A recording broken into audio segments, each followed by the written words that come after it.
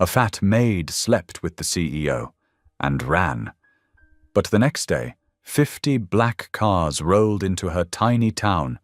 No one knows why they've come or who they're looking for, until a baby's cry echoes from a small apartment above a bakery.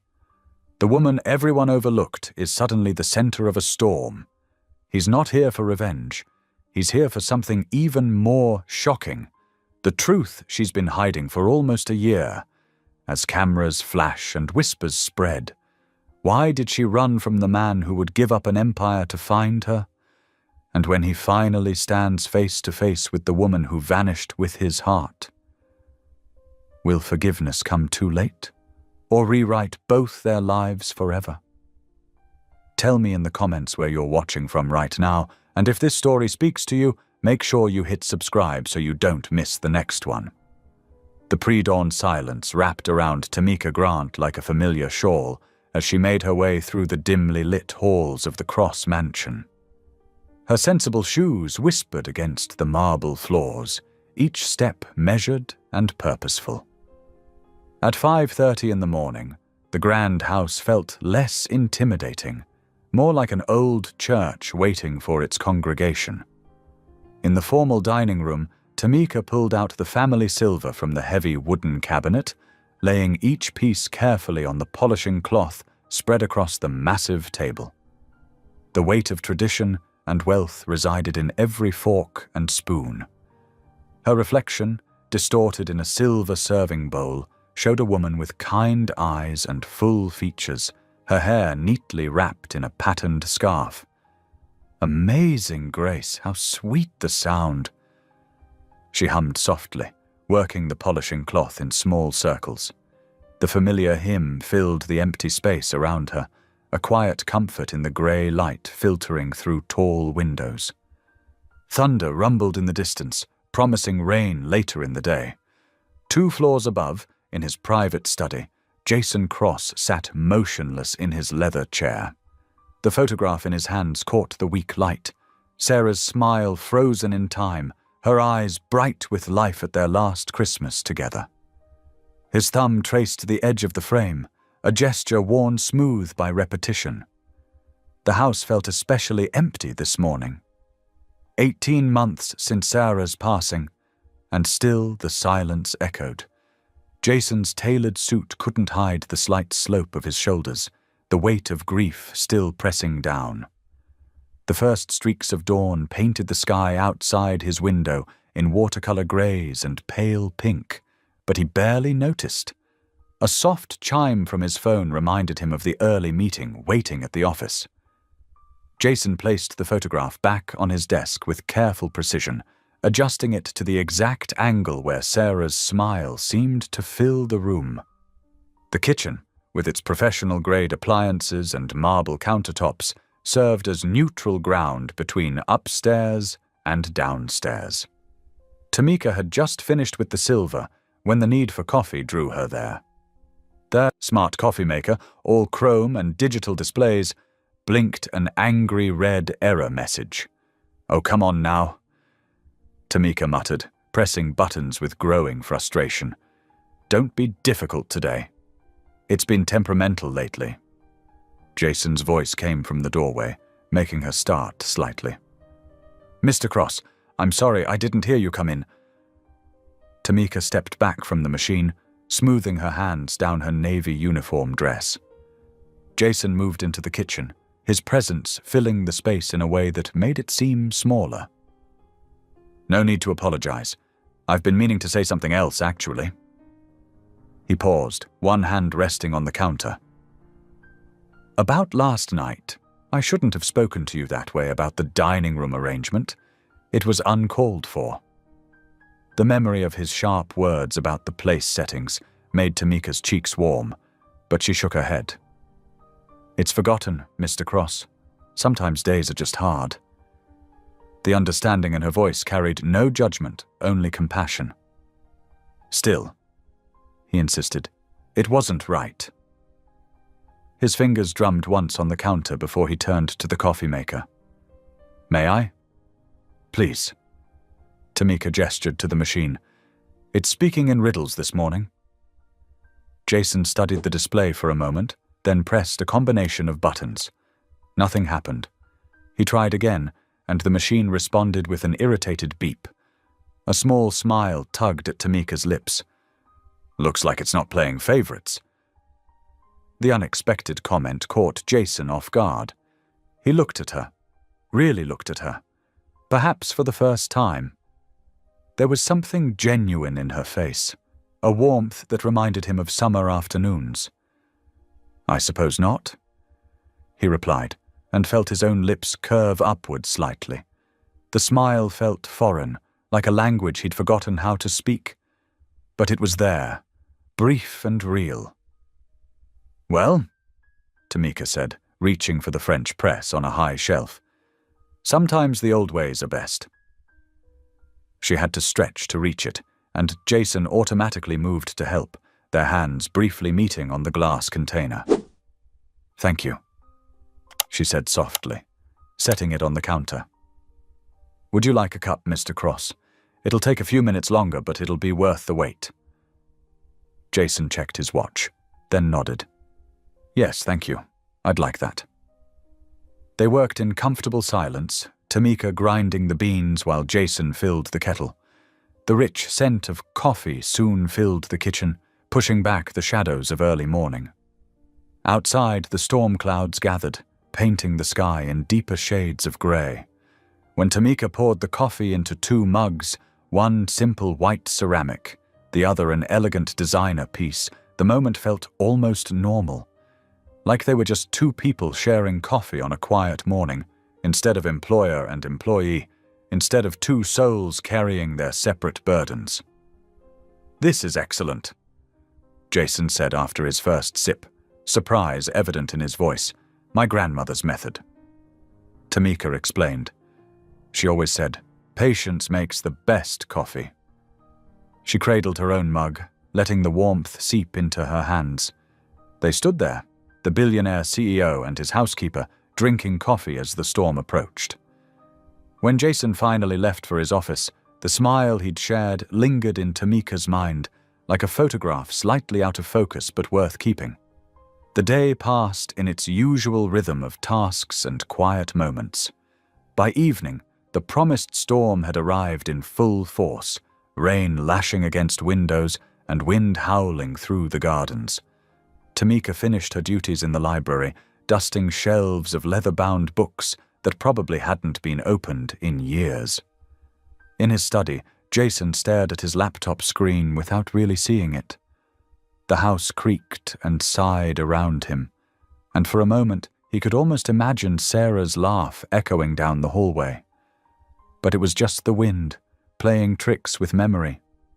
Tamika gathered her things in the staff room, listening to the storm rage outside. Her small apartment would be dark and empty, her daughter away at college now. The thought of the quiet spaces waiting for her made her chest tight. As they each prepared to face their solitary evenings, the storm wrapped around the mansion like a dark blanket, emphasizing the emptiness of their separate worlds. Yet something had shifted that morning over French-pressed coffee, a tiny crack in the walls they'd built around their hearts, letting in just enough light to remember what warmth felt like. The thunder rolled overhead, nature's percussion accompanying Tamika's hymn, which still echoed faintly in the polished silver and through the quiet halls.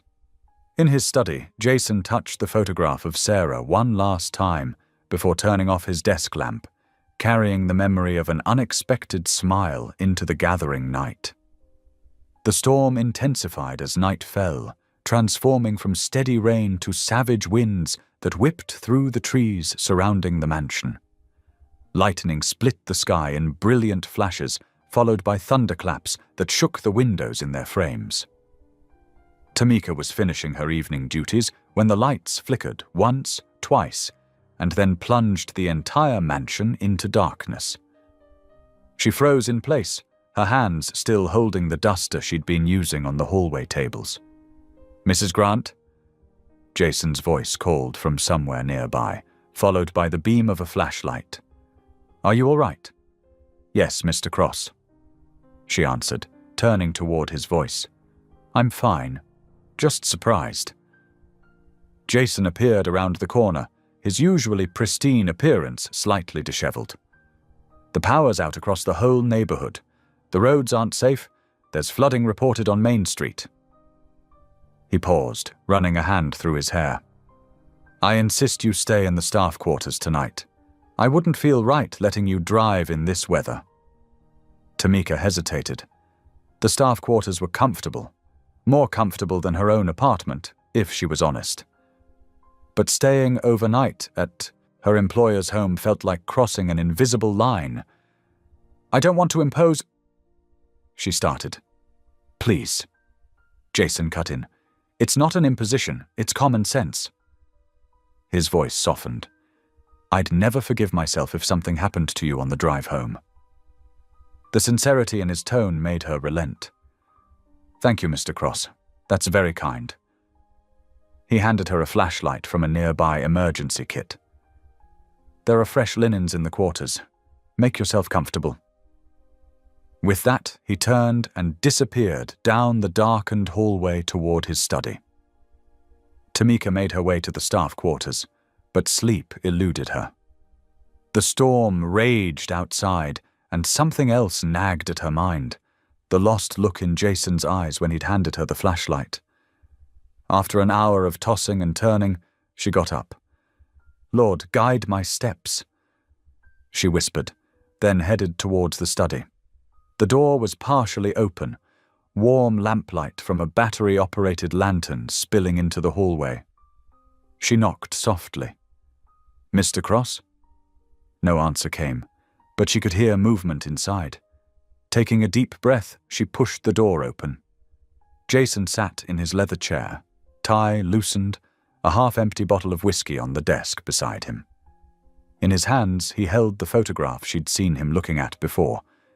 His late wife, she assumed. His eyes were red-rimmed. Mrs. Grant. He acknowledged without looking up. You should be resting. So should you, sir. A bitter laugh escaped him. Rest? I haven't truly rested since... He broke off, taking another drink straight from the bottle. Tamika stepped fully into the room. Since your wife passed? The words hung in the air between them. Lightning flashed outside, followed immediately by a deafening crack of thunder that made Tamika jump. She stumbled forward, losing her balance. Jason moved with surprising quickness despite the alcohol, catching her before she fell. His hands were warm on her arms, steady despite everything. I've got you, he murmured. They stood frozen for a moment, too close in the lantern's glow. Tamika could smell the whiskey on his breath, but also something else, expensive cologne, and underneath that, grief so deep it seemed to have its own scent. She was everything, Jason whispered, still holding Tamika's arms. Everything. And God took her away. Just took her. What kind of loving God does that? The pain in his voice broke Tamika's heart. Without thinking, she placed a hand on his chest. He never leaves us, Mr. Cross. Even when we can't feel him, he's there. Then where was he when she was suffering? Where was he when I begged him to save her? Jason's voice cracked. Where is he now? Right here, Tamika said softly. In this room. In the storm. In the pain itself. She met his gaze. Sometimes his presence feels like absence because we're hurting too much to recognize it. Jason stared at her, something shifting in his eyes. His hands tightened slightly on her arms, then relaxed. How do you know? He whispered. Because I've been there too. Different pain. Same God. The silence between them trembled with unspoken understanding. Another flash of lightning illuminated the study, throwing their shadows against the wall. Two lonely souls standing too close, holding on to each other in the storm. Neither could say later who moved first. Perhaps they moved together, drawn by gravity and grief, and the strange intimacy of shared pain. His lips found hers, gentle at first, then desperate. Her hands clutched his shirt as his arms wrapped around her waist. They came together like two pieces of a broken thing trying to make themselves whole. His kisses tasted of whiskey and salt. Tears, she realized, though whether they were his or hers, she couldn't tell. His hands shook as they traced her face, her neck, her curves, touching her like she was precious, like she was beautiful. The storm raged on outside as they lost themselves in each other, finding solace in skin and breath and heartbeat. For a few hours, they weren't employer and employee, weren't widow and single mother. They were just two people holding back the darkness together. But as the first grey light of dawn crept through the study windows, reality crashed over Tamika like a cold wave. What had they done? What had she done? She looked at Jason, sleeping on the leather couch where they'd eventually ended up. His face was peaceful for the first time since she'd known him. Her heart ached with tenderness and shame in equal measure. Moving carefully so as not to wake him, she gathered her scattered clothes. Tears burned her eyes as she dressed quickly in the dim light. This couldn't happen again. Shouldn't have happened at all. She scribbled a note, just 2 words. "I'm sorry," and left it on the desk beside the now empty whiskey bottle. The storm had passed, leaving puddles that reflected the lightening sky. Tamika's hands trembled as she packed her few belongings from the staff quarters. She walked to her car through the wet grass, each step heavy with regret and something else she refused to name. As she drove away, the mansion grew smaller in her rearview mirror. Fresh rain began to fall, as if the sky itself was weeping for what she was leaving behind. The bus rolled into Maple Hollow just as the sun was setting, painting the sky in gentle pinks and purples. Tamika pressed her forehead against the cool window, watching as they passed the town's welcome sign with its cheerful slogan, "Where sweet memories begin. Population 2048. The smallness of the town wrapped around her like a warm blanket. Main Street consisted of just 3 blocks of brick buildings, their storefronts decorated with window boxes full of red geraniums. A white church steeple rose above the maple trees that gave the town its name, its bell tower catching the last rays of sunlight. Mrs. Chen, the owner of Sweet Dreams Bakery, met Tamika at the bus stop. The elderly woman's kind smile put her at ease immediately. "Second-floor apartment's all yours, dear," Mrs. Chen said, leading her up the narrow staircase that smelled of fresh bread and cinnamon. "It's not much, but it's clean." The apartment was tiny, just 1 room with a kitchenette and a bathroom barely big enough to turn around in. But the window overlooked the town square, and afternoon light streamed through white lace curtains. It felt safe. It felt like somewhere she could hide. Days blurred together as Tamika settled into her new routine. Up at 5 in the morning to clean offices in the small business district. Home by 2 to change for her waitressing shift at the Maple Diner. The work was exhausting, but she welcomed it. Physical tiredness was better than lying awake remembering that night in Jason's study. It was during her 3rd week in Maple Hollow that the morning sickness started. At first, she blamed it on stress and too little sleep. But when the nausea persisted and her uniform grew tight around the waist, she couldn't deny it anymore. The pregnancy test she bought from Johnson's Pharmacy confirmed what her heart already knew. Tamika sat on the edge of her bathtub, staring at the little pink plus sign until her vision blurred with tears. A baby. Jason's baby. Their one night together had created a miracle she never expected. Fear gripped her chest. How could she raise a child alone? What would people think? But beneath the fear, a tiny spark of joy flickered to life. A baby, her baby. The following Sunday, she found herself in the back pew of Maple Hollow First Baptist Church. The congregation was small but welcoming, and no one pressed her when she kept to herself.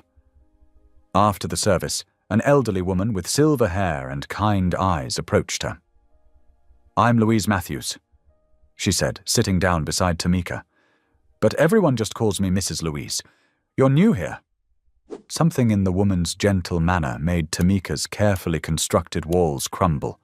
Before she knew it, she was crying, telling Mrs. Louise everything. Well, almost everything. She left out Jason's name and wealth, just saying she'd made a mistake with her employer. "Child," Mrs. Louise said, taking Tamika's hands in her weathered ones. "That baby is no mistake. That baby is a gift from God." "But I'm not married," Tamika whispered. "People will talk." Mrs. Louise laughed softly. "Let them talk. God's greatest gifts often come in unexpected packages." Over the following months, Mrs. Louise became Tamika's strongest supporter. She accompanied her to prenatal appointments, helped her find second-hand baby furniture, and spent afternoons teaching her to knit tiny booties and sweaters. "My Henry's been gone 15 years now," Mrs. Louise said one day as they sorted through donated baby clothes. "But he always said every child brings their own love into the world. Your little one's already bringing love. See how it's gathering people around you." The church ladies had indeed rallied around Tamika. They brought her casseroles and baby supplies, offered rides to appointments, and never once made her feel judged. In quiet moments alone in her apartment, Tamika would sit in the second-hand rocking chair by the window, one hand resting on her growing belly. She sang the hymns her grandmother had sung to her, her voice soft in the gathering dusk. Amazing Grace, how sweet the sound. The word caught in her throat the first time she felt the baby move. Grace. The name came to her like a whisper from heaven itself.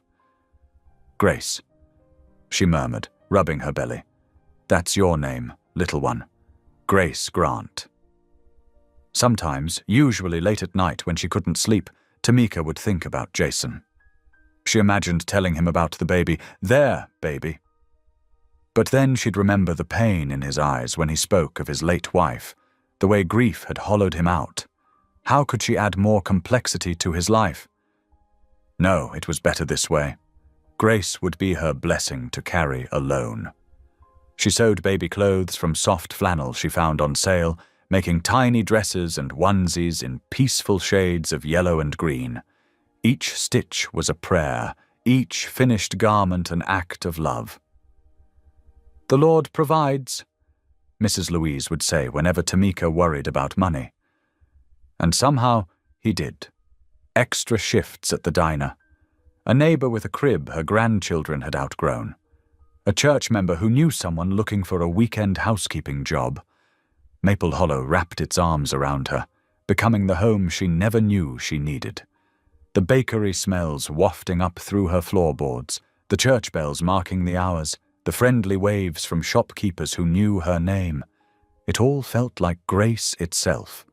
One evening, as she waddled home from her shift at the diner, Tamika caught her reflection in a storefront window. Her work uniform was stretched tight over her 7-month belly, her face tired but glowing. She looked different from the woman who had fled Jason's mansion in the rain. Stronger, more peaceful. "You're blooming," Mrs. Louise had told her that morning at church. "Like those surprise lilies that pop up in gardens where you least expect them. God plants beauty in the most unexpected places." Back in her apartment, Tamika folded tiny clothes and arranged them in the second-hand dresser. She touched each piece lovingly. The yellow sundress made from an old pillowcase, the white sweater Mrs. Louise had knitted, the soft blanket the church quilting circle had made. "Your life might not have started the way most people would approve of," she whispered to her unborn daughter, "but you are so loved, Grace, so very loved." The baby kicked in response, making Tamika smile through her tears. Yes, this was right. This was where they belonged. In this small town with its big heart, where Grace flowed as steady and sweet as the maple sap in springtime. She would give Grace everything she could: love, security, faith. And if sometimes, late at night, she dreamed of gray eyes and gentle hands. Well, that would be her secret to keep. Her daughter deserved a peaceful life, and so did Jason. This was her gift to them both, silence born of love. The early morning sunlight painted golden stripes across Tamika's bedroom floor as she knelt beside her bed, hands clasped in prayer. This had become her daily ritual, thanking God for another peaceful day ahead, for the miracle of grace, for the kindness of her new community. Amen, she whispered, just as Grace began to stir in her crib. Good morning, sunshine, Tamika cooed, lifting her daughter. Grace's grey eyes, so much like Jason's, blinked sleepily before breaking into a gummy smile. At 10 months old, she was a happy baby, full of giggles and reaching hands. Tamika went through their morning routine with practiced ease. Diaper change, warm bottle, soft songs while Grace nursed.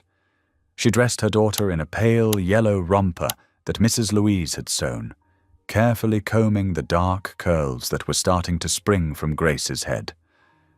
Ready for our walk, sweet pea?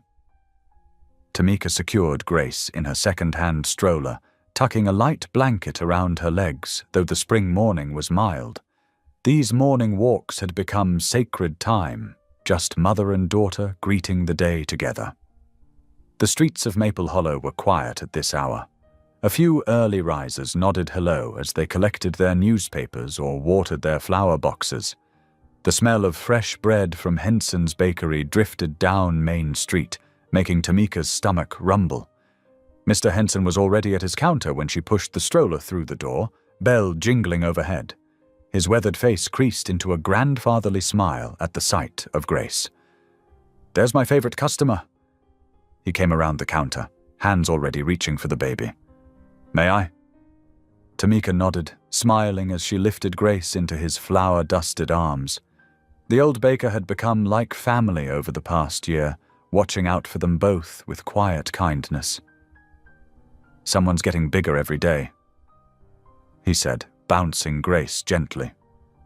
The baby grabbed at his white mustache, making him chuckle. Just like her mama, sweet as can be.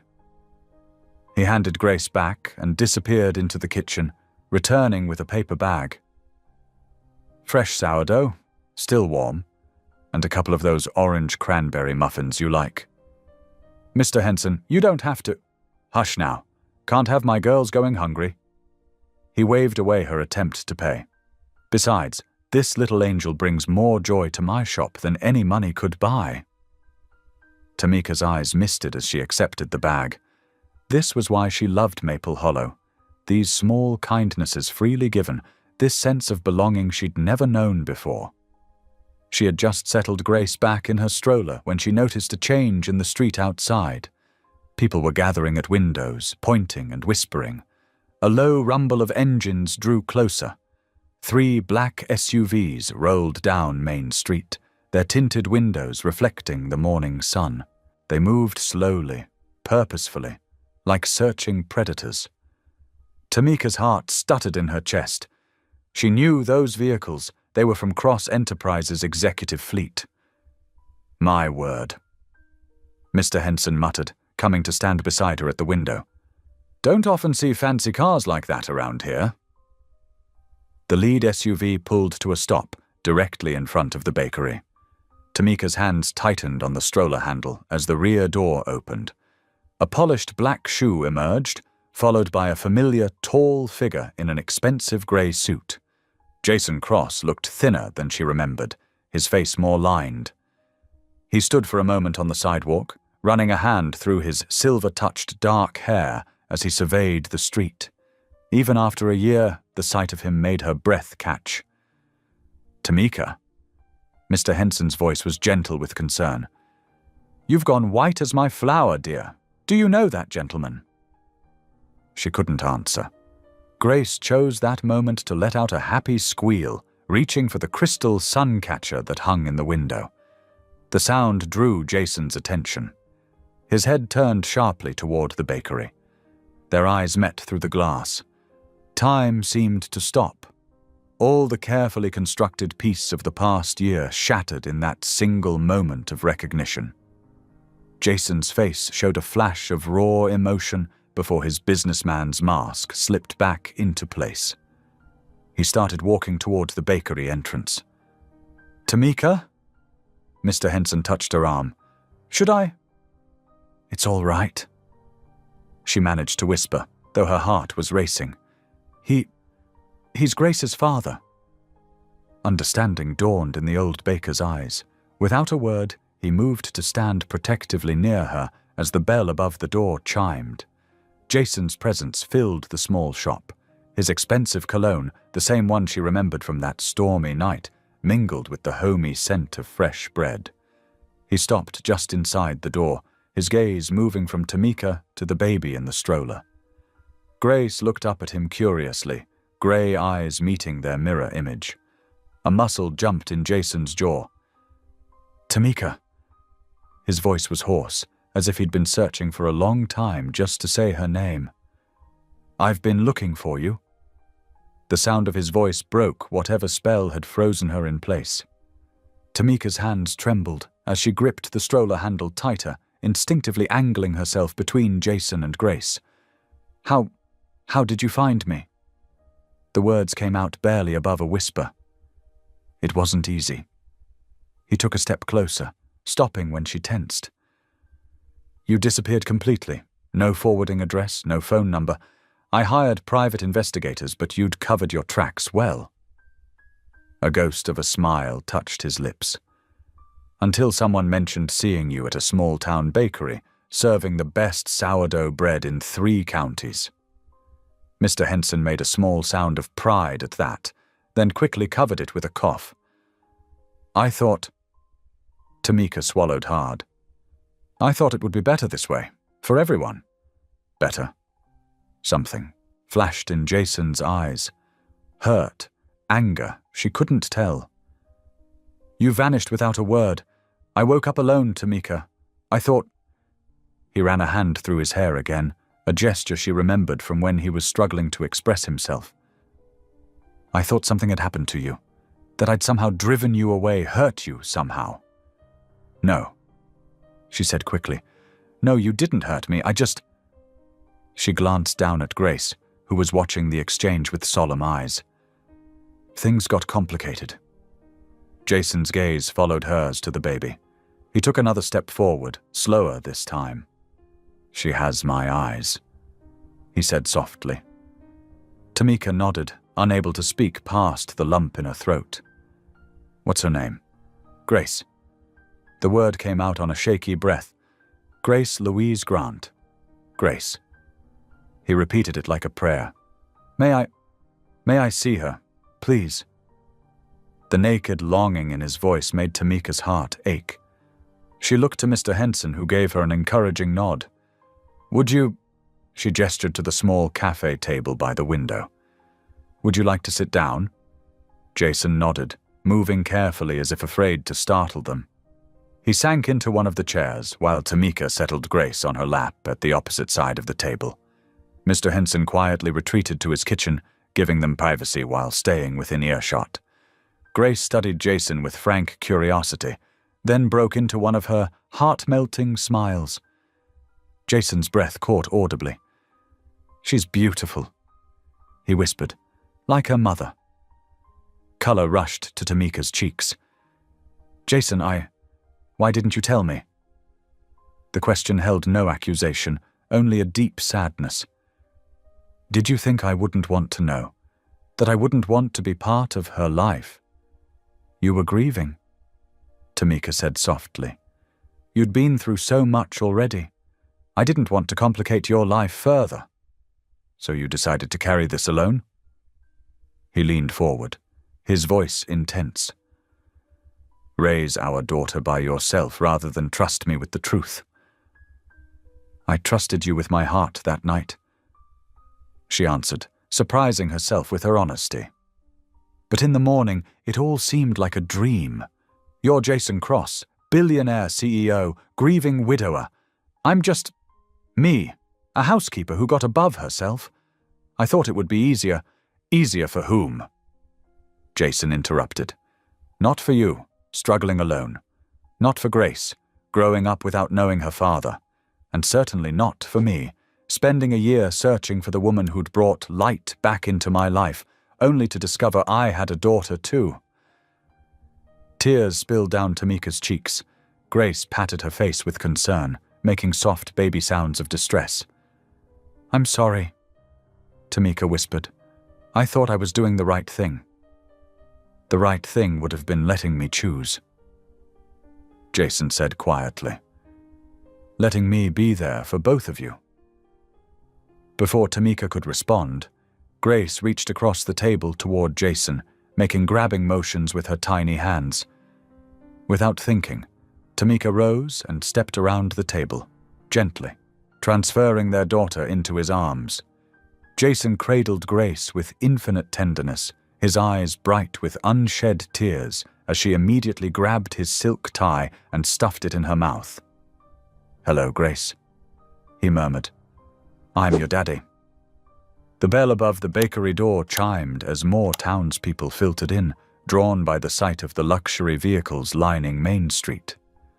Jason gently handed Grace back to Tamika, then stood up, straightening his tie. I need to make an announcement, he said quietly. You might want to take Grace upstairs. Tamika's heart began to race. Jason, please, trust me, he said softly. Just this once. Mr. Henson appeared at her elbow. Come on, dear. You can use my office stairs. They lead right up to your apartment. Clutching Grace close, Tamika followed the baker through the kitchen just as Jason stepped onto the bakery's small front porch. Through the window, she could see at least 50 people gathered, their faces curious and expectant. Good morning. Jason's voice carried clearly through the open windows. I'm Jason Cross, and I'm looking for someone very important to me. Tamika Grant. Whispers rippled through the crowd. Tamika froze on the stairs, her legs trembling. Tamika worked for me last year. Jason continued. She left suddenly, and I believe... His voice caught slightly. I believe she has my child. The whispers turned to gasps. Someone in the crowd pulled out a phone, starting to record. Keep going, Mr. Henson urged gently, guiding Tamika up the remaining stairs. You'll be safer up there. In her tiny apartment above the bakery, Tamika sank into the worn armchair by the window, holding Grace close. The baby sensed her distress, making small, whimpering sounds. Shh, sweet girl, Tamika whispered, rubbing Grace's back. It's okay. Mama's got you. Below, the crowd had grown. Tamika could see phones everywhere now, recording Jason as he stood on the porch. His voice drifted up clearly through her partially open window. I know this might seem like tabloid material, he was saying, but that's not why I'm here. I'm not interested in scandal or drama. I just want the truth. A sleek news van pulled up, and Tamika's stomach dropped. A reporter and cameraman jumped out, quickly setting up their equipment. Lord have mercy, she breathed, watching as more vehicles arrived. Within an hour, 3 more news crews had appeared, and the crowd had swelled to fill the entire street. Mr. Henson appeared at her door with a tray of tea and fresh scones. You doing okay up here? Tamika shook her head. I don't know what to do. This is exactly what I was trying to avoid. All this attention, all these cameras. That man down there, Mr. Henson said, setting the tray down. He's been nothing but gentle and respectful. Not at all what you'd expect from some big-shot CEO. He's always been different from what people expect. Tamika admitted softly. Grace had fallen asleep on her shoulder, one tiny hand curled around her collar. The afternoon light was fading when Tamika's phone buzzed, a text from Mrs. Louise. Turn on Channel 5, honey. With trembling fingers, Tamika reached for the remote. The local news was running a special report showing footage from earlier that day. There was Jason, looking tired but determined, speaking directly to the camera. If she's watching, Tamika, I forgive you. His voice filled her small living room. Please, just talk to me. Whatever you're afraid of, whatever made you run, we can work through it together. The camera cut to interviews with townspeople. Mr. Henson appeared, carefully saying nothing specific but praising Tamika's character. Mrs. Louise spoke about Grace being a blessing to our whole community. Tamika clicked off the TV, moving to stand by the window. The street below had finally cleared, though one black SUV remained parked across the street. Security, probably. Grace stirred against her shoulder, making soft baby sounds in her sleep. Stars were beginning to appear in the darkening sky, and somewhere in the distance, a church bell tolled. Lord? Tamika's voice was barely a whisper, as tears slid down her cheeks. What do I do now? The morning sun cast long shadows across Tamika's tiny apartment as she knelt beside her bed, hands clasped in desperate prayer. Her heart felt like it might burst from her chest at any moment. A gentle knock at the door made her look up. Come in, she called softly, careful not to wake Grace, who was still sleeping peacefully in her crib. Mrs. Louise and Pastor Evans entered quietly, their faces full of compassion. Mrs. Louise immediately went to Tamika, wrapping her in a warm embrace that smelled of lavender and fresh-baked bread. We thought you might need some support this morning, Pastor Evans said, settling into the worn armchair by the window. His kind eyes studied her face. How are you holding up? Tamika sank onto the edge of her bed, twisting her hands in her lap. I'm scared, she admitted. Every time I think about facing him, my stomach ties itself in knots. Mrs. Louise sat beside her, taking one of Tamika's trembling hands in her weathered ones. Fear is natural, child, but remember what Scripture tells us about being strong and courageous. Joshua 1 verse 9. Pastor Evans added softly, Have I not commanded you? Be strong and courageous. Do not be afraid. Do not be discouraged, for the Lord your God will be with you wherever you go.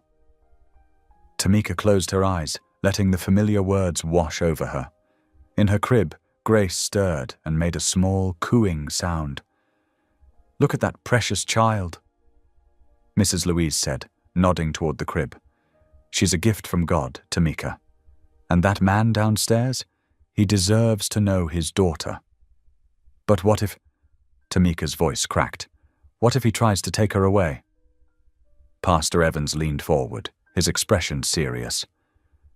Tamika, I've been watching Jason Cross since he arrived in town. That's not a man looking to cause harm. That's a man seeking reconciliation. Mrs. Louise squeezed Tamika's hand. You need to pray for courage, dear. The Lord didn't bring you this far to leave you now. Tamika looked between her two friends, drawing strength from their steady presence. After a moment, she nodded slowly and reached for her phone on the nightstand.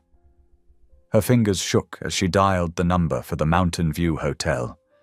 Each ring seemed to last an eternity. Mountain View Hotel, how may I direct your call? Jason Cross's room, please. Tamika managed to say, her voice barely above a whisper. I'm sorry, Mr. Cross has asked not to be disturbed. May I take a message? Tamika took a deep breath, feeling Mrs. Louise's reassuring hand on her shoulder. Yes, please. Tell him it's me. I'll meet him tomorrow morning at 9 o'clock at Memorial Park. After hanging up, Tamika burst into tears. Mrs. Louise held her while she cried, rubbing gentle circles on her back like she used to do for Grace. That's it, let it all out, the older woman murmured. The first step is always the hardest. The next morning dawned clear and cool, with dew sparkling on the grass in Memorial Park. Tamika arrived early, pushing Grace's stroller along the quiet paths. Her daughter was dressed in her prettiest yellow sundress, dark curls topped with a tiny bow. From a distance, she could see Jason already waiting on a bench near the fountain. He looked different from yesterday, less like a CEO and more like a nervous father in jeans and a simple blue button-down shirt. Several news vans were parked at the far end of the park, their cameras trained on Jason from a respectful distance. Tamika's feet felt like lead as she approached. Jason stood when he saw her, his eyes immediately falling to the stroller. Time seemed to slow down, the morning air growing thick with tension. "Tamika," he breathed, and she could see tears forming in his grey eyes, the same eyes that Grace had inherited. She stopped a few feet away, her hands gripping the stroller handle so tight her knuckles turned white. "Jason." He took a tentative step forward, gaze fixed on Grace, who was contentedly playing with her stuffed rabbit. "Is she?" "Yes," Tamika whispered.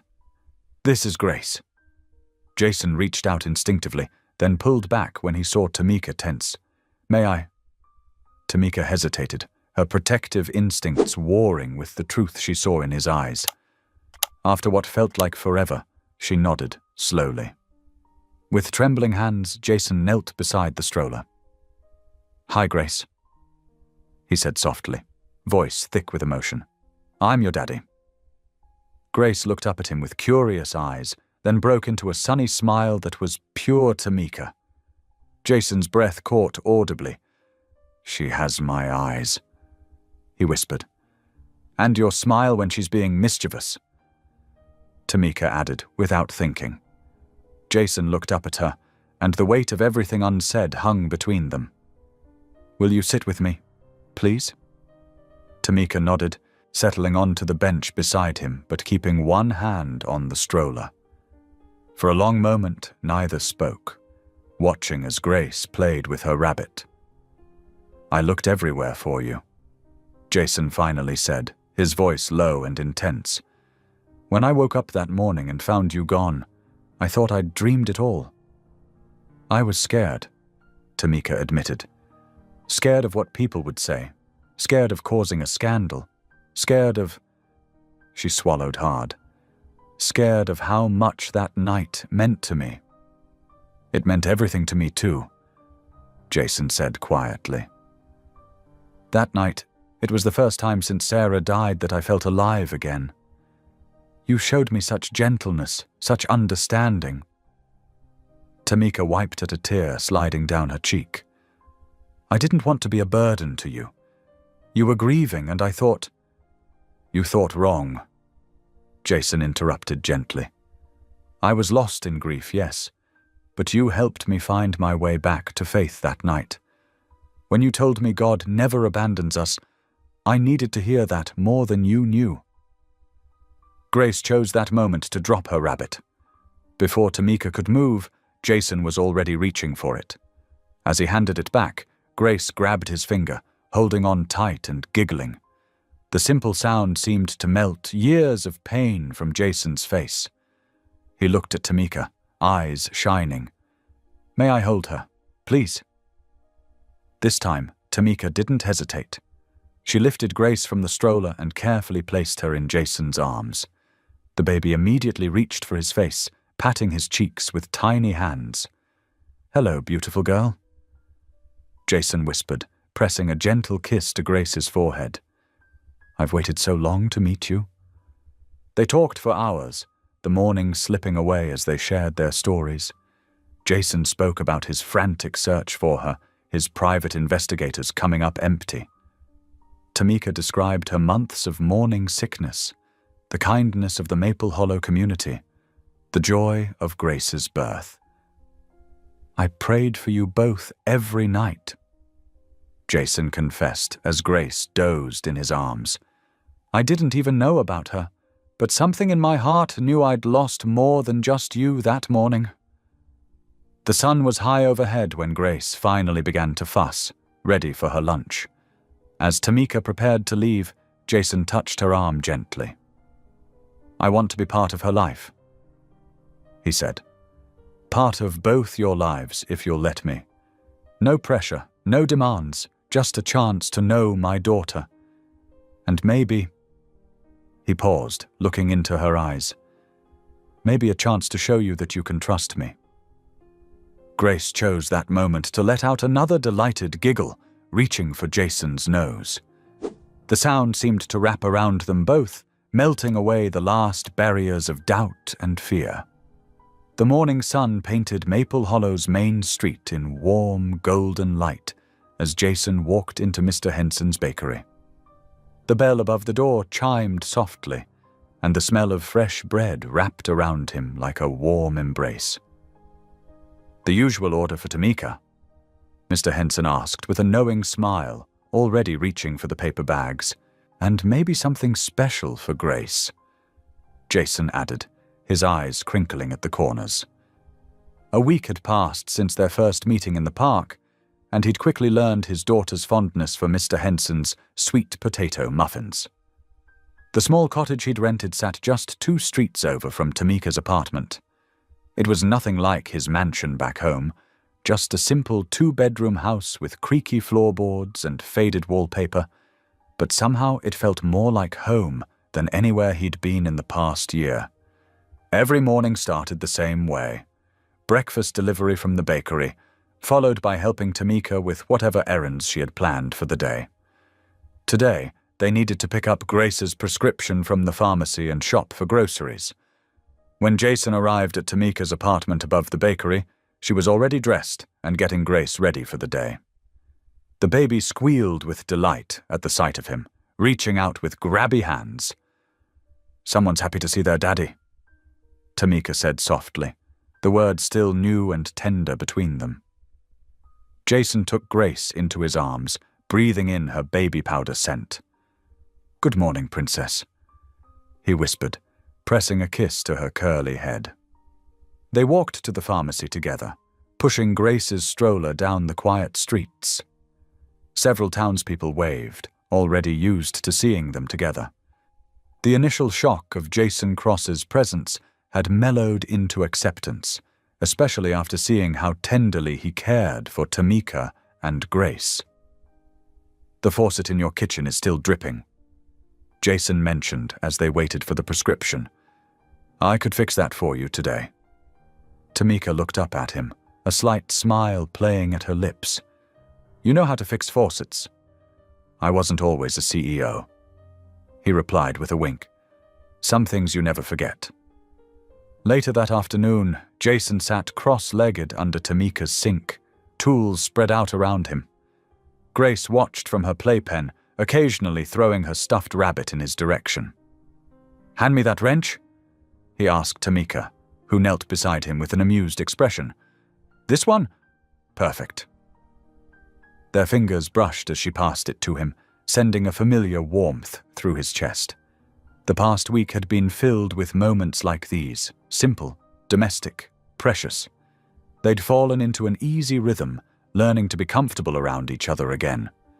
Sometimes, when Grace was napping, they'd sit on Tamika's small balcony and talk about everything and nothing.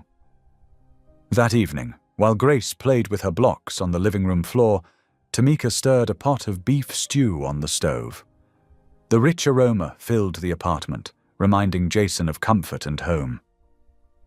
"Sarah used to make stew like this," he said quietly, leaning against the counter. It was the first time he'd mentioned his late wife's name since that night during the storm. Tamika's hand stilled on the wooden spoon. "Tell me about her," she asked gently. Jason took a deep breath, his eyes distant. She was radiant, always smiling, always finding the good in everything. Even when she got sick, she never lost that light.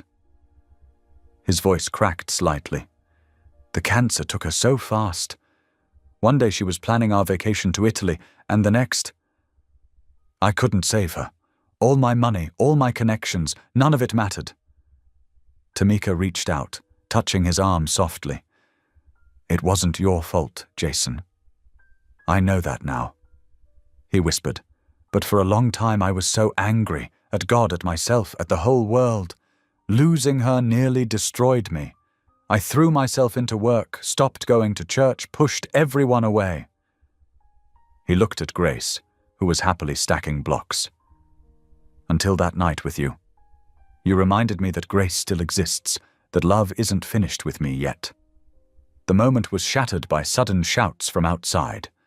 Through the kitchen window, they saw several men with cameras jumping over the small fence into the cottage's yard. There she is, the gold digger who trapped Jason Cross. Hey, sweetheart, show us the $1 million baby. Flashbulbs exploded through the windows as the paparazzi pressed closer, their cruel words cutting through the evening air. Tamika instinctively ran to Grace, scooping her up as the baby began to cry. Jason was already on his phone, his voice sharp with anger. Security breach at the cottage. Get here now. He turned to Tamika, who stood trembling with Grace clutched to her chest. Stay away from the windows.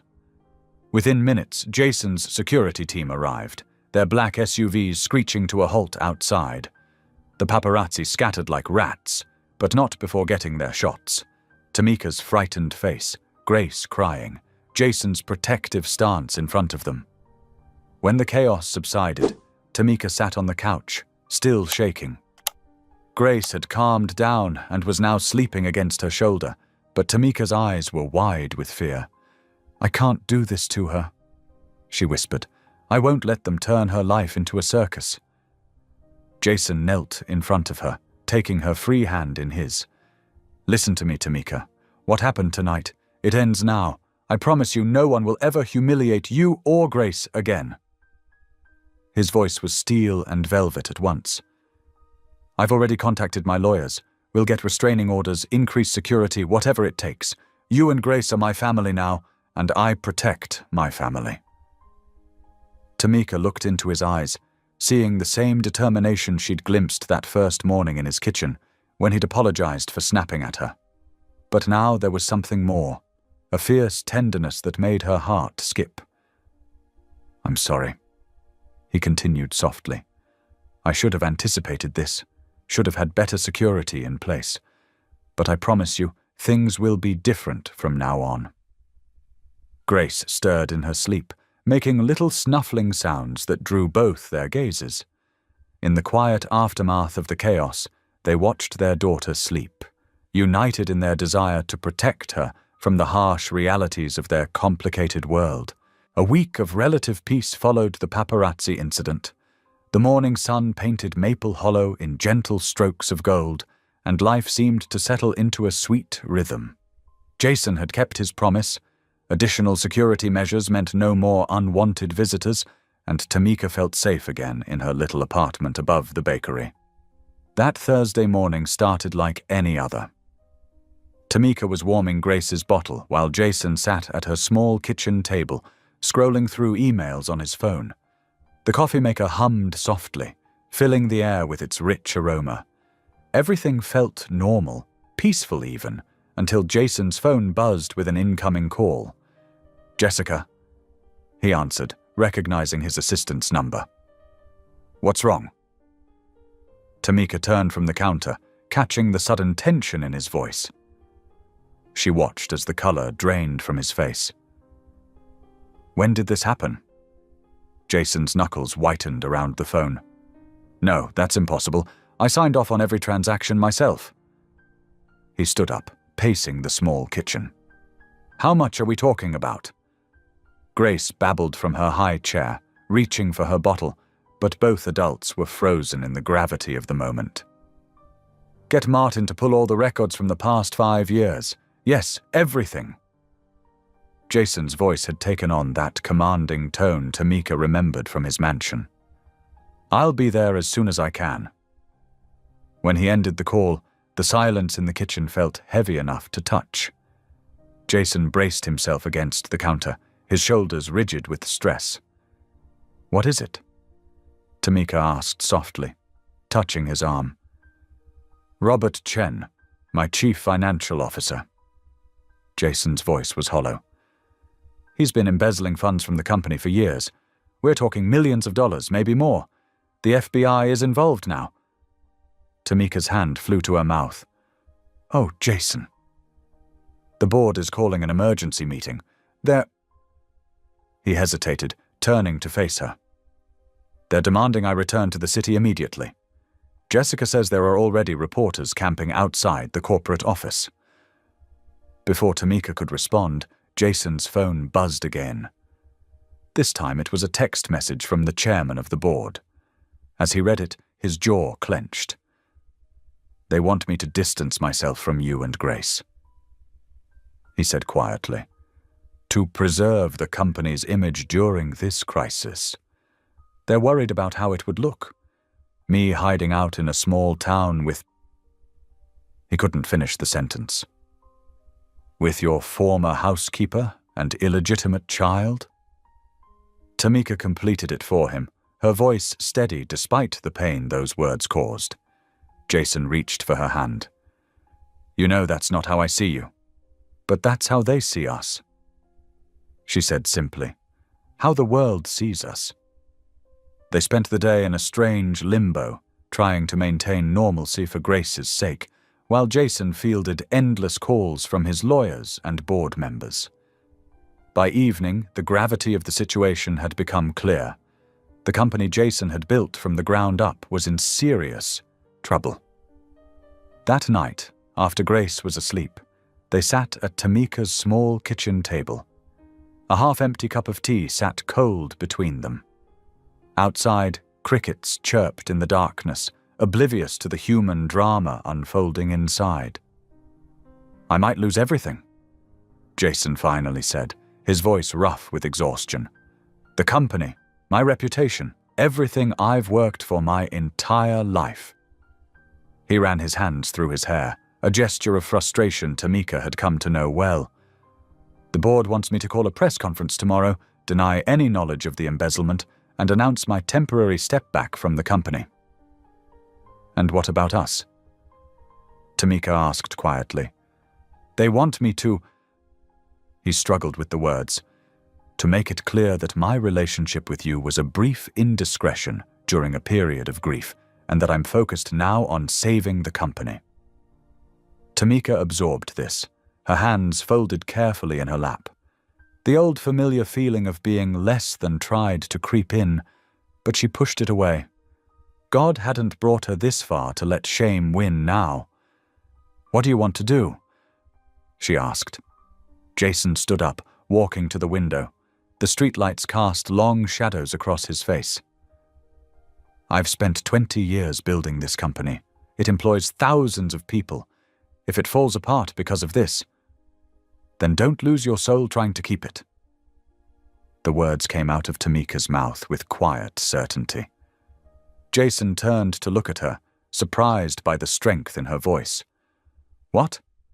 "You heard me," she said, standing up. "I know what it's like to lose everything, Jason, to start over with nothing but faith and hope. It's scary, but it's not the end. What matters is who you are when the storm passes." He crossed the room to her, taking her hands in his. "How did you get so wise?" "Learning things the hard way." She smiled softly. "Besides, you haven't lost everything. You have Grace.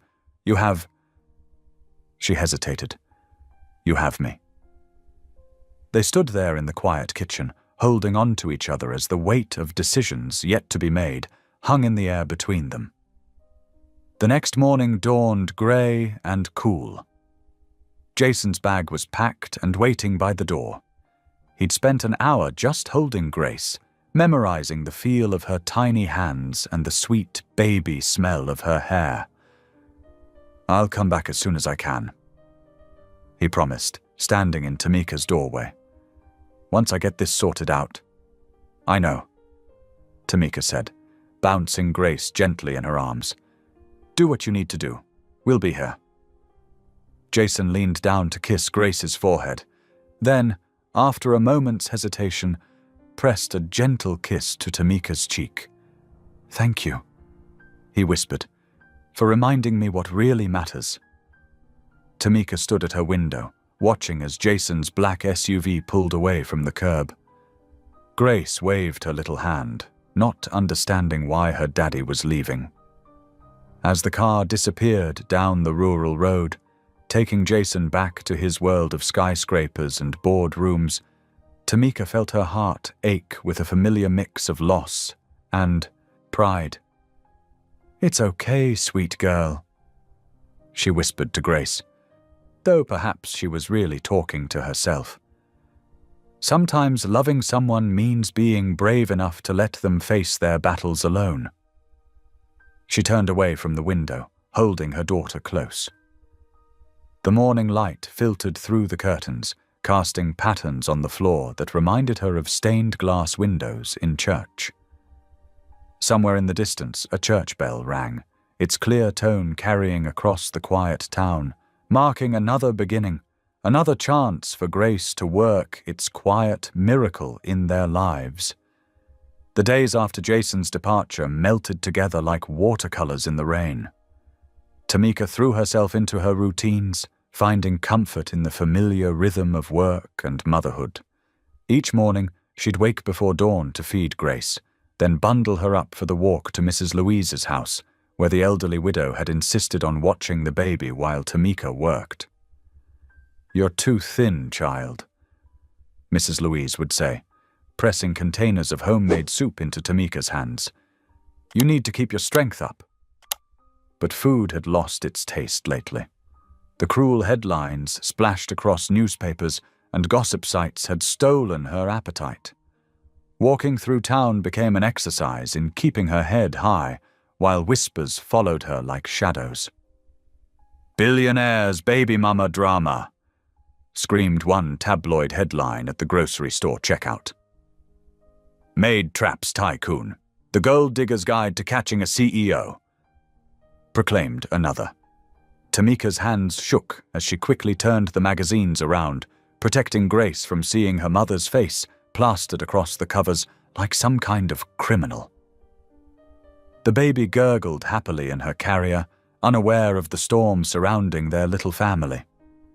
At night, after putting Grace to bed, Tamika would sit by her window and pray. Sometimes she'd hold her phone, thumb hovering over Jason's number, but she never called. He needed space to fight his battles. Still, loneliness crept in during these quiet moments, wrapping around her like a heavy blanket. The autumn days grew shorter, and leaves began to turn golden on the trees lining Maple Hollow's main street. Tamika had just finished feeding Grace her afternoon bottle when a knock at the door startled them both. There stood Jason, but not the polished CEO she remembered. His suit was rumpled, tie loose around his neck, and dark circles shadowed his eyes. He looked like a man who'd been through war. "Jason."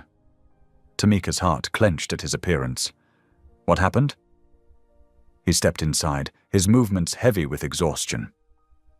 "They voted me out," he said simply. "The board held an emergency meeting this morning." Tamika quickly closed the door, shutting out the world that had wounded him so deeply. Without a word, she guided him to her small couch, where Grace lay on her playmat, kicking her feet at a dangling mobile. The sight of his daughter brought the first real emotion to Jason's face.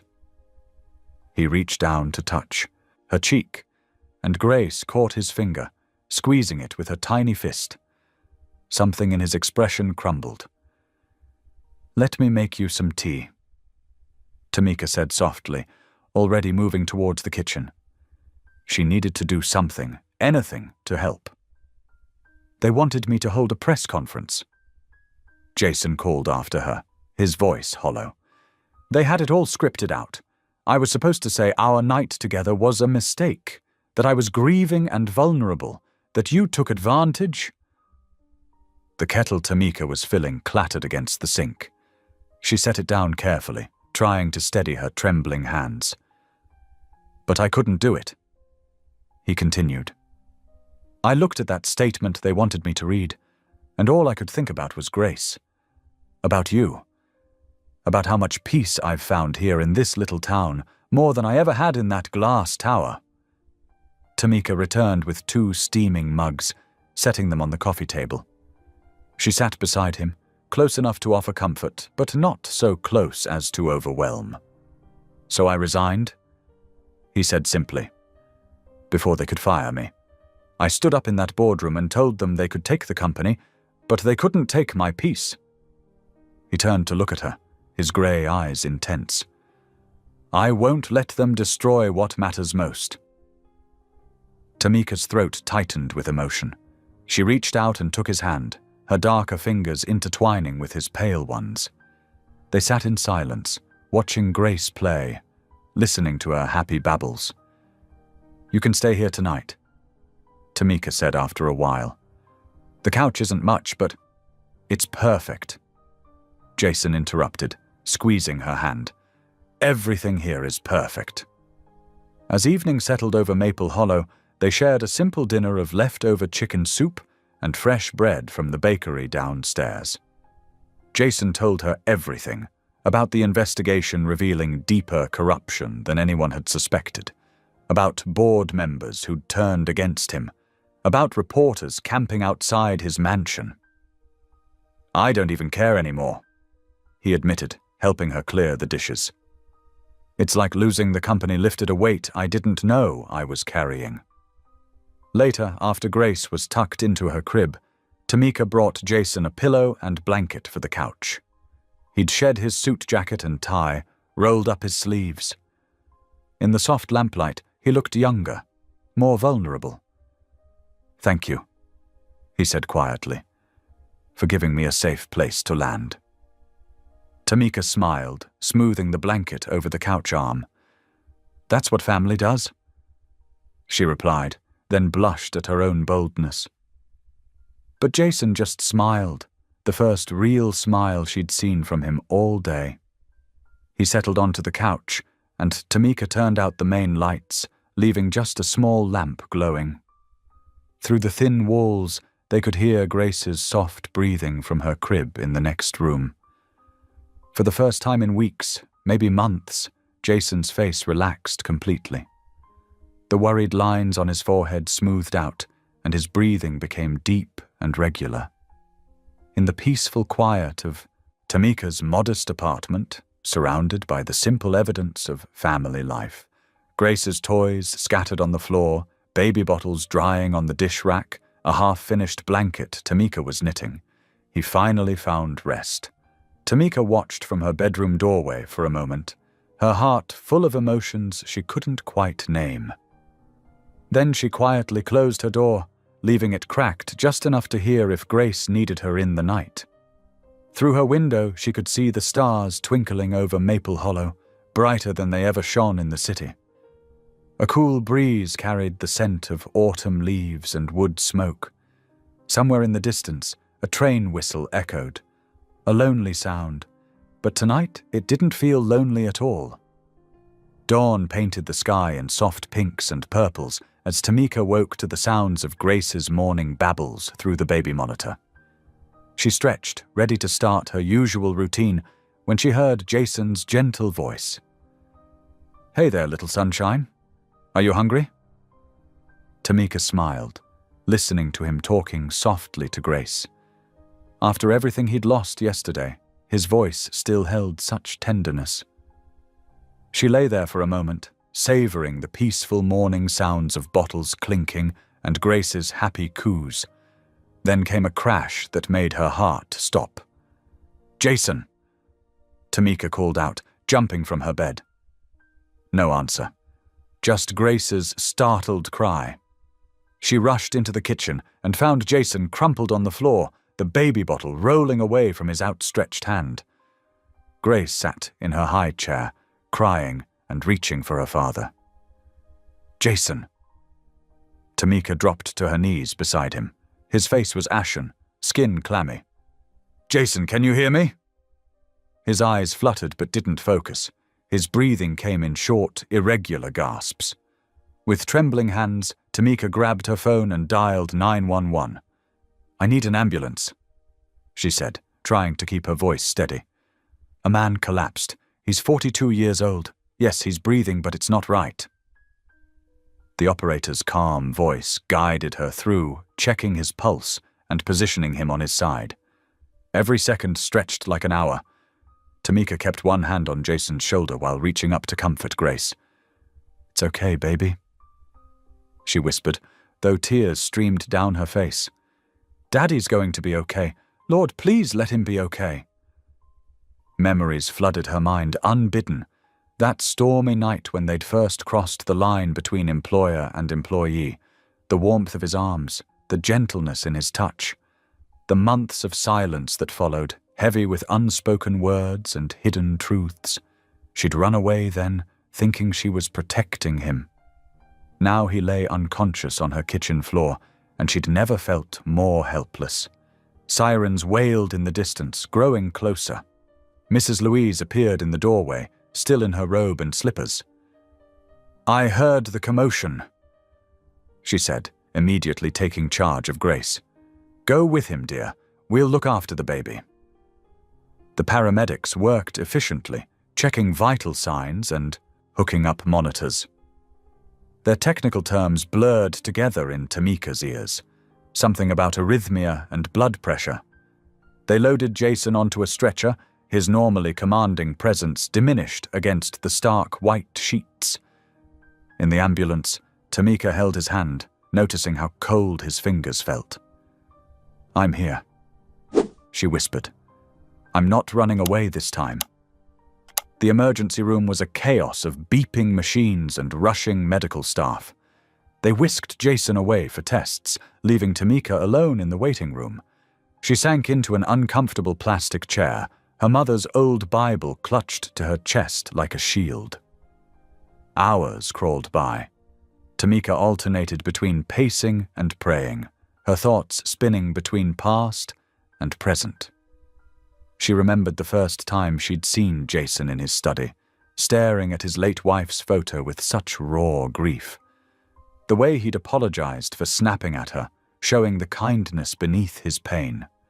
The tender way he held Grace when they reunited in the park. "Mrs. Grant?" A doctor in wrinkled scrubs approached. "I'm Dr. Chen. We've stabilized Mr. Cross, but the tests confirm he's experiencing stress-induced heart failure." The words hit her like physical blows. Heart failure.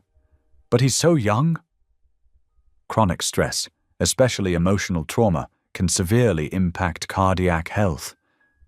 Dr. Chen explained gently. The recent business crisis, combined with previous grief and likely years of overwork, has taken its toll. He needs complete rest and careful monitoring. Tamika nodded numbly, guilt crushing her chest. If she hadn't disappeared that morning after their night together, if she'd been honest about Grace from the beginning, maybe the stress wouldn't have built up so severely. "Can I see him?" Dr. Chen led her to a private room where machines tracked Jason's heartbeat in steady green lines. He looked vulnerable in the hospital gown, his face still too pale against the white pillows. Tamika took her place beside his bed, claiming his hand between both of hers. His fingers twitched slightly at her touch, but his eyes remained closed. "I'm so sorry," she whispered, tears falling freely now. "I thought I was protecting you by staying away, but I was wrong. I was just scared.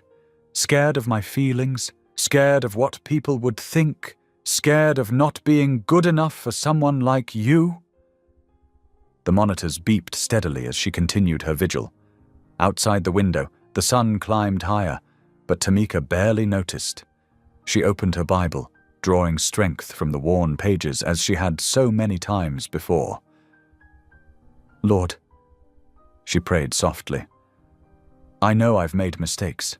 I let fear drive my choices instead of faith, but please, please spare him. If you give him back to us, I promise I'll stop running.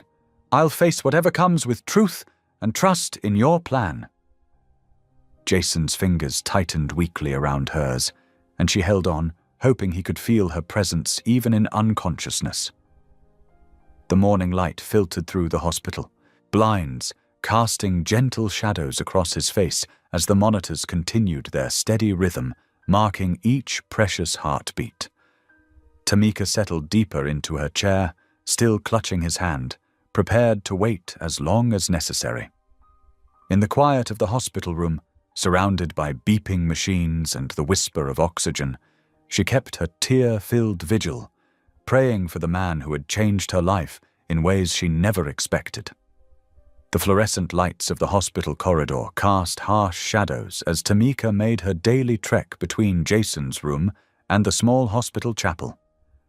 3 days had passed since his collapse, and though his condition had stabilized, he remained unconscious. The doctors spoke of healing taking time, of patience, but every hour that ticked by felt like an eternity. She'd settled into a routine, mornings spent helping the nurses with Jason's basic care, afternoons reading to him from her Bible or simply talking softly about Grace's latest achievements. The baby stayed with Mrs. Louise, who sent daily photos and updates to keep Tamika's spirits up. On the 4th morning, while adjusting Jason's blanket and freshening the water in the small vase of flowers beside his bed, Tamika heard the sharp click of heels in the hallway. A tall, elegant woman appeared in the doorway, her silver-streaked hair perfectly coiffed, her designer suit immaculate. Even without an introduction, Tamika knew immediately this was Jason's mother. They shared the same strong jawline and determined expression. Mrs. Eleanor Cross's eyes swept the room, taking in every detail before landing on Tamika with glacial disapproval. The temperature seemed to drop several degrees as she stepped inside, her perfectly manicured hand clutching an expensive handbag. "So," Mrs. Cross said, her voice as crisp as autumn frost, "you're the housekeeper." Tamika straightened her shoulders but kept her voice gentle. "Yes, Ma'am, I'm Tamika Grant, the one who disappeared with my grandchild."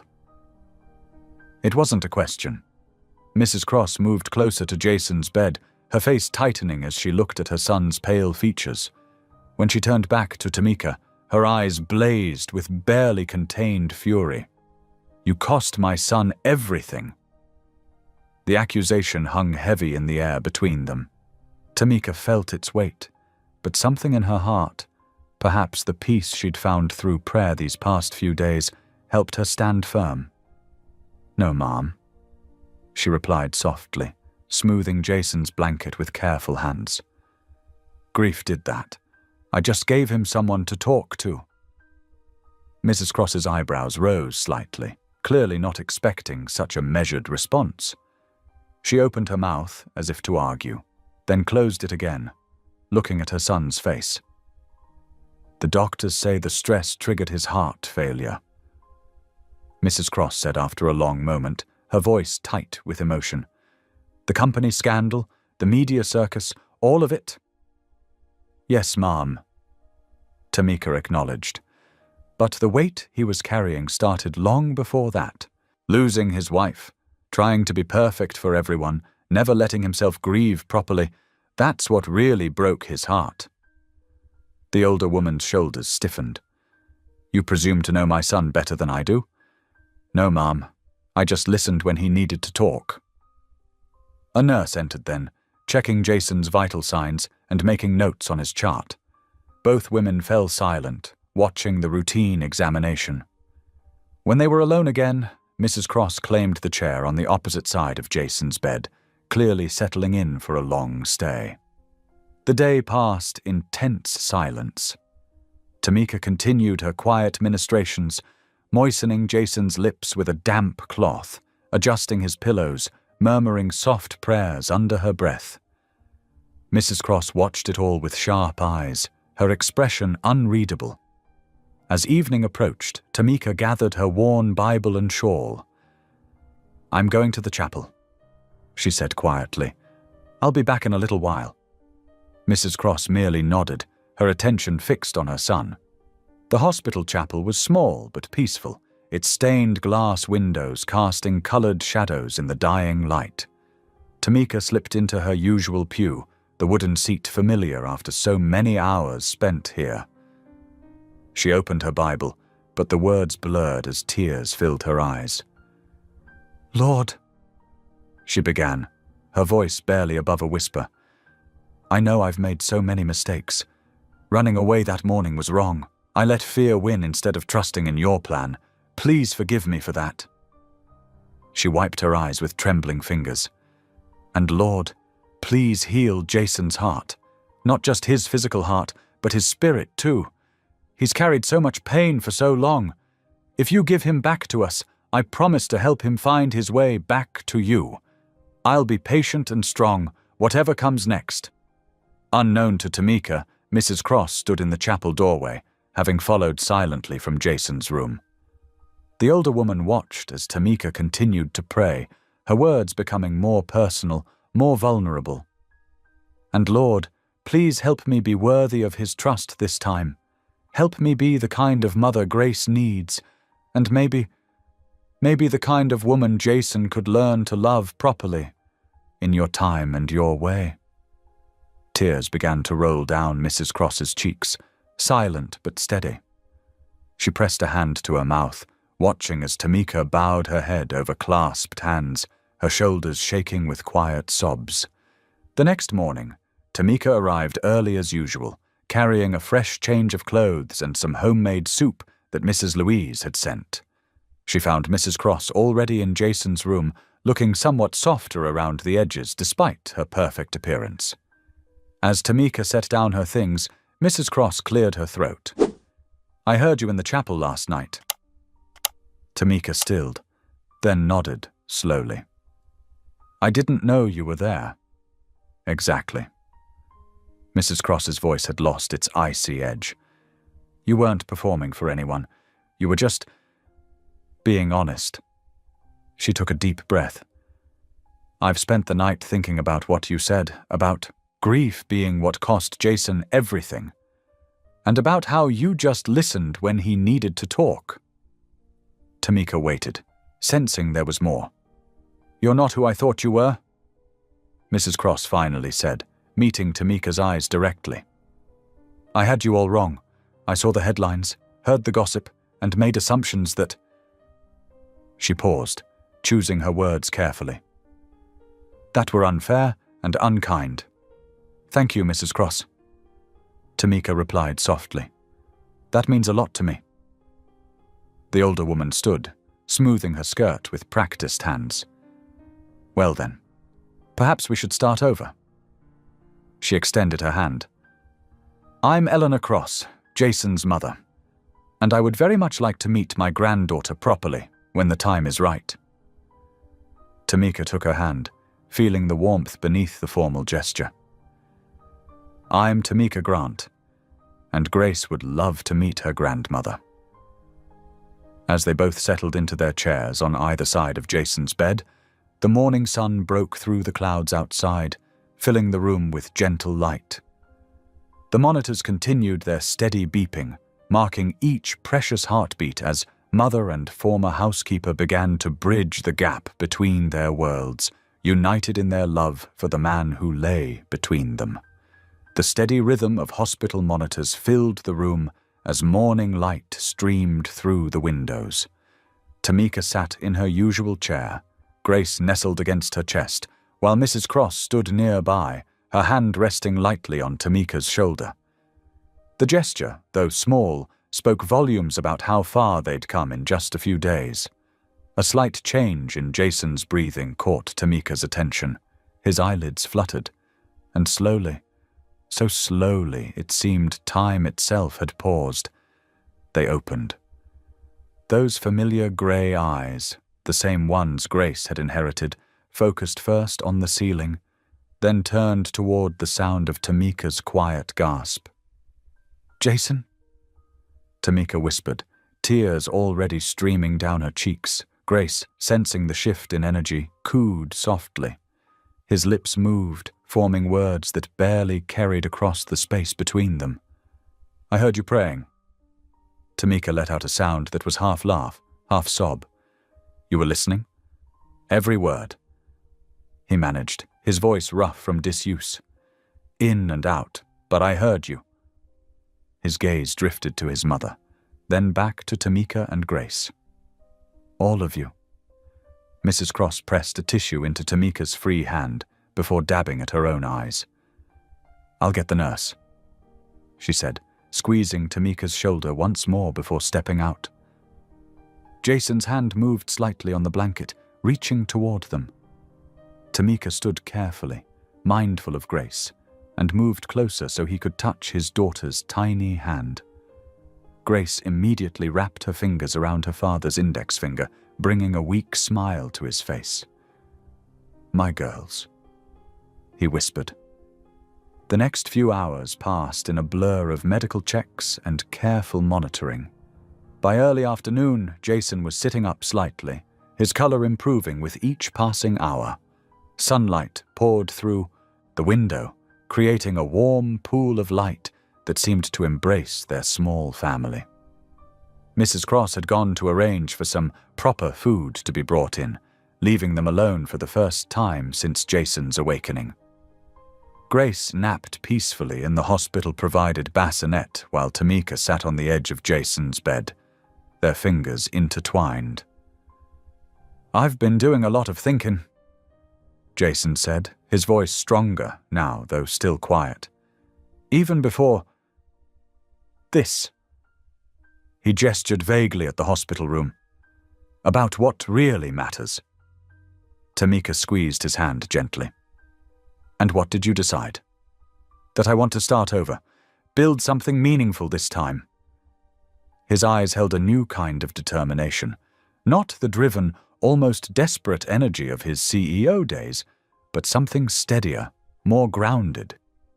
Something that isn't about power or greed or impressing the board. "What kind of something?"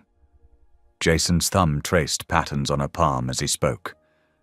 "When I lost Sarah, I thought I'd never find purpose again. I threw myself into work because it was easier than facing the emptiness. But then you came along with your quiet strength and your unwavering faith." He paused, gathering his thoughts. "And now, looking at Grace, seeing how you've struggled as a single mother, it's opened my eyes. There are so many people out there walking the same hard roads we have. Grief, loneliness, fear of judgment." Tamika's eyes lit up with understanding. "You want to help them? We could create a foundation," Jason continued, growing more animated. "Something focused on giving single mothers a real chance at a new life. Job training, child care support, housing assistance, whatever they need to break free from the cycle of just surviving." "A fresh start," Tamika murmured, thinking of her own journey from that rainy morning when she'd left his mansion to now. "Exactly. And who better to understand what they need than someone who's lived it?" He squeezed her hand. "You could help run it if you wanted. Your perspective would be invaluable." Tamika felt tears welling up again. Happy tears this time. "You'd trust me with that?" "I trust you with everything," Jason said simply. "My heart, my daughter, my future. Why not this too?" Grace stirred in her bassinet, making little waking up sounds. Tamika moved to pick her up, bringing her back to the bed where Jason could see her. Their daughter blinked sleepily at them both, then broke into a toothless grin that made all three adults laugh softly. Mrs. Cross returned then, carrying a basket that smelled wonderfully of fresh bread and soup. She took in the scene, her son looking more alive than he had in days, Tamika perched on the bed with Grace, all of them smiling, and felt her own heart lift. "I hope I'm not interrupting," she said, setting the basket down on the side table. "Not at all, Mother," Jason replied. "We were just planning the future." He glanced at Tamika, his eyes soft. "A better one than I ever imagined? Possible." Tamika watched as Mrs. Cross began unpacking the basket, setting out containers of homemade soup and warm rolls that could only have come from Mr. Henson's bakery. The afternoon sun caught the silver in Mrs. Cross's hair, Grace's downy curls, and Jason's tired smile. It wasn't the life any of them had planned, but somehow it felt exactly right. Grace reached out toward Jason, and Tamika carefully settled her against his chest, making sure not to disturb any of the monitoring equipment. Their daughter immediately snuggled close, one tiny hand gripping her father's hospital gown while the other reached up to pat his face. "Thank you," Jason whispered, looking at Tamika with eyes that held both gratitude and promise. "For not giving up on me, for giving me a reason to build something better." Mrs. Cross quietly arranged 4 place settings on the rolling table, including a small bowl of mashed bananas for Grace. The room filled with warmth that had nothing to do with the sunlight streaming through the windows, the warmth of family, of hope, of new beginnings taking root in fertile soil. As they shared their impromptu meal together, the conversation turned to practical matters: how to structure the foundation, what services to prioritize, which communities to focus on first.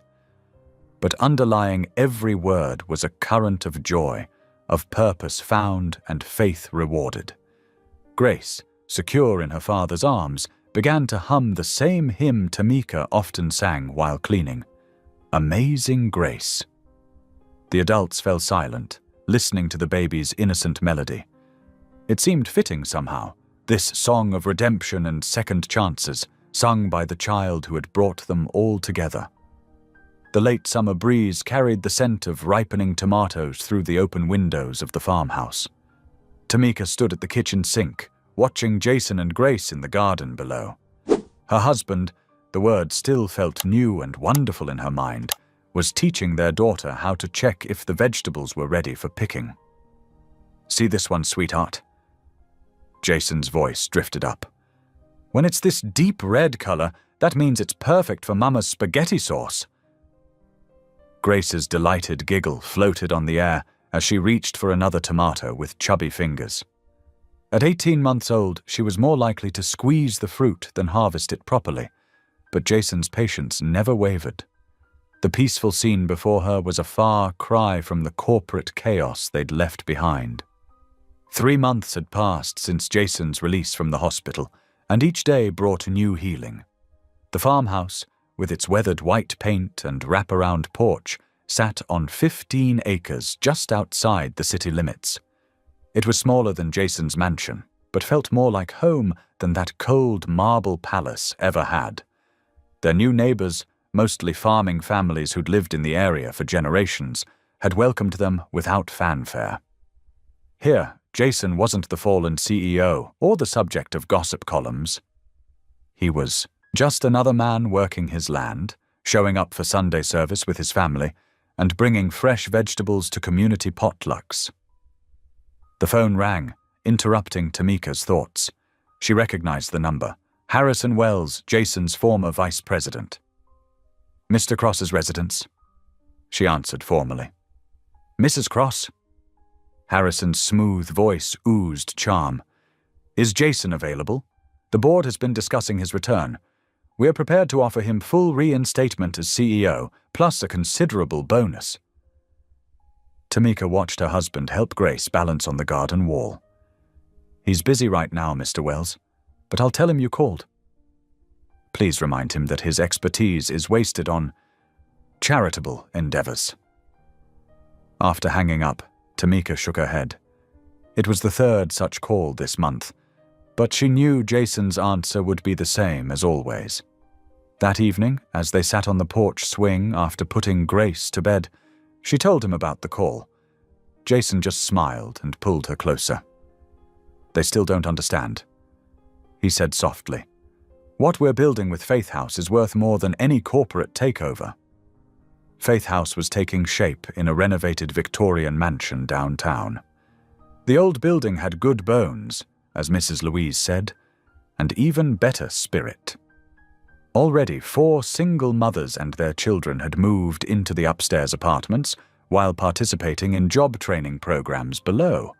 Tamika had hired Sarah, a former waitress from the diner in Maple Hollow, to manage the house's daily operations. Betty from the bakery now ran the commercial kitchen training program. The house hummed with activity, women learning computer skills, children playing in the daycare center, volunteers teaching everything from budgeting to nutrition. "Remember what you told me in the hospital?" Jason asked, his voice thoughtful. "About building something meaningful?" Tamika nodded against his shoulder. "And look at what God had planned. All those months I spent running, feeling ashamed. He was just preparing me for this work." The next morning, they drove into the city for Faith House's weekly community breakfast. The dining room buzzed with conversation and clinking plates. Women who'd once been strangers now sat together like family, sharing stories and supporting each other's dreams. Grace toddled between the tables, collecting hugs and bits of pancake from her many aunties. Jason moved easily through the room, listening to concerns and celebrating victories. Gone was the austere businessman in tailored suits. This Jason wore jeans and rolled-up sleeves, his smile reaching his eyes. Tamika stood in the doorway, overwhelmed with gratitude. A year ago, she'd been cleaning houses and hiding her pregnancy. Now she watched as another young mother checked in, carrying a sleeping baby and looking as lost as Tamika once had. "Welcome to Faith House," Tamika said warmly, embracing the newcomer. "You're safe here." The woman's eyes filled with tears. "I don't know what to do next." "That's okay," Tamika assured her. "None of us did at first, but we'll figure it out together." As she helped the new arrival settle in, Tamika caught Jason's eye across the room. He was holding Grace and beaming with pride at his wife's natural gift for healing wounded hearts. The life they'd built wasn't featured in financial magazines or measured in stock prices. Instead, it was counted in restored dignity, renewed hope, and the laughter of children who no longer went to bed hungry. Their simple life had become extraordinary, not despite their past struggles, but because of them. Every mistake and misstep had led them here, to this place of purpose and peace. Sunlight streamed through Faith House's stained glass windows as reporters and guests filled the main hall. Camera flashes illuminated the restored Victorian woodwork and fresh paint that had transformed the once neglected building into a beacon of hope. Tamika stood at the podium, her hands steady despite the butterflies in her stomach. The same news outlets that had once branded her the Fat Maid Scandal now crowded forward, eager to capture her triumph. She spotted familiar faces from Channel 5 News, the City Tribune, and even national networks. "Faith House isn't just a building," she began, her voice clear and strong. "It's proof that second chances are real." The reporters scribbled furiously, their expressions notably different from the cruel skepticism they'd shown months ago. A journalist who had once written a particularly harsh piece about her raised her hand. "Mrs. Grant, how does it feel to go from housekeeper to becoming a mentor to hundreds?" Tamika smiled graciously. "Every skill I learned as a housekeeper prepared me for this work. God doesn't waste any experience, even the ones that seem humble at the time." The crowd murmured appreciatively. Camera phones captured the moment as Jason stepped forward to join her at the podium. His grey eyes shone with pride as he took the microphone. "A year ago," he began, his voice thick with emotion, "I thought my life was over. My company, my reputation, everything I'd built seemed lost." He reached for Tamika's hand. "What I couldn't see then was that God had bigger plans. This began with a mistake we thought would ruin us, but God turned it into grace." Applause erupted through the hall. In the front row, Mrs. Louise dabbed at her eyes with a handkerchief, beaming at the couple she'd supported through their darkest days. The moment grew even more precious when little Grace, wearing a tiny yellow dress, broke free from Mrs. Louise's gentle hold. She toddled across the stage toward Jason, her arms raised. "Daddy!" she called out clearly for the first time. The room fell silent. Jason scooped her up, tears streaming down his face unashamedly. Tamika couldn't hold back her own tears as she watched her daughter snuggle into her father's arms. Mrs. Louise's knowing smile caught Tamika's eye. That wise woman had told her months ago to trust God's plan, even when it seemed impossible. Now, watching reporters capture this moment of pure joy, Tamika's heart overflowed with gratitude. The headlines the next day would read, "From Scandal to Sanctuary, How Love Transformed Lives at Faith House." But for Tamika, the real story wasn't in the papers, It was written in the tears of joy streaming down her cheeks as she stood with her family, surrounded by the community that had become their extended family. Golden morning light filtered through stained glass windows, casting rainbow patterns across the worn wooden pews of First Baptist Church. Tamika sat between Jason and little Grace, their shoulders touching as the congregation sang Amazing Grace. 6 months had passed since Faith House opened its doors, and each Sunday brought a new sense of peace. Grace, now almost 2 years old, whispered along with the hymn in her own special way.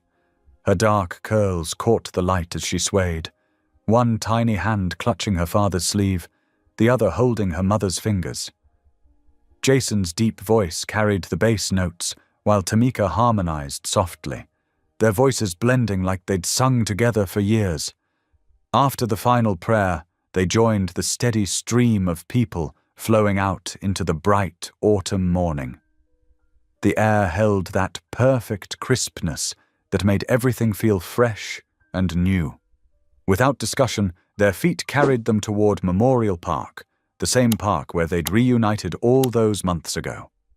Grace skipped between them, her patent leather shoes clicking against the sidewalk. She'd insisted on wearing her favorite yellow dress, the one that matched the falling maple leaves. Her laughter echoed as she pointed at squirrels darting across their path. They passed the bench where Jason had first held his daughter. Now it bore a small plaque dedicating the park as a partner location for Faith House activities. Beyond the trees, they could see the Victorian building's roof, its banner fluttering in the breeze. The sounds of children playing and women chatting drifted across the grass. Sunday afternoon programs were in full swing. Jason squeezed Tamika's hand, drawing her close as they walked. His touch was warm and sure, so different from the uncertain man who'd nearly lost everything. The lines around his eyes had softened, replaced by laugh lines that appeared whenever Grace did something amusing, which was often. They paused beneath a massive oak tree, watching their daughter chase leaves in the grass.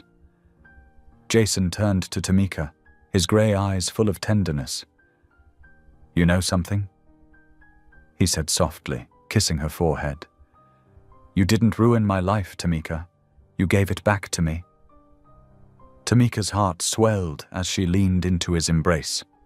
Through the trees, she could see women from Faith House gathering for their afternoon support group. Some faces she recognized from her own struggling days in Maple Hollow. Others were new, each carrying their own story of hope and healing. Grace's delighted squeals drew their attention as she ran across the grass, her arms spread wide like wings. Tamika watched her daughter's joy, remembering all the prayers whispered in darkness, all the moments of doubt and fear that had led to this perfect morning. "Thank you, Lord," she whispered, her words carrying on the gentle breeze. "Thank you for showing me that redemption doesn't come all at once. It comes in every small act of courage, every step toward home." Her daughter's laughter, Jason's steady presence, and the distant sounds of Faith House's community blended into a symphony of grace, proof that sometimes the longest roads lead exactly where they're meant to. Thank you for being here. If something in this story stayed with you, I'd love to see you again. Subscribe, and tomorrow I'll bring you another story crafted with heart.